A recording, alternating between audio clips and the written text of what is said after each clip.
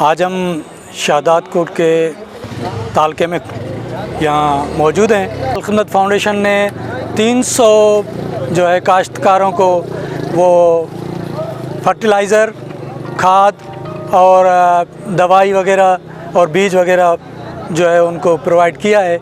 जो काश्तकार हैं बेचारे 5 एकड़ के और 4 एकड़ और 3 एकड़ वाले, उनको हमने ये सब कुछ प्रोवाइड किया है। इंशाअल्लाह उनकी काश्त अच्छी होगी और वो इससे मुस्तफ़ीद होंगे।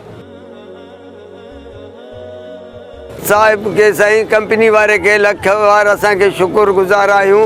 असांखे बीज भाण असां गरीब आयासीं, का शइ पुॼी न सघूं पिया। असांजा ज़मीन ग़ैराबाद, असां ॿोॾ में विया आहियूं, पाणी में गुमगार, फसल समूरो चांवर असांजो वियो, बाक़ी असांजे लाइ गंज आहे, भाण असांजे लाइ आहे। हाणे शुक्रगुज़ार आहियूं, इहो ख़ुदा कंदे आबाद थींदो असांजे लाइ।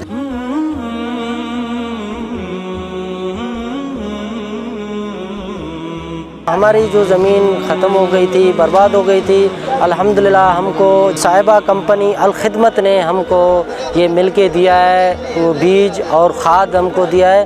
हम बड़े शुक्रगुज़ार हैं उनके। हमारे फसलों को दोबारा आबाद करने के लिए हम बड़े शुक्रगुज़ार हैं।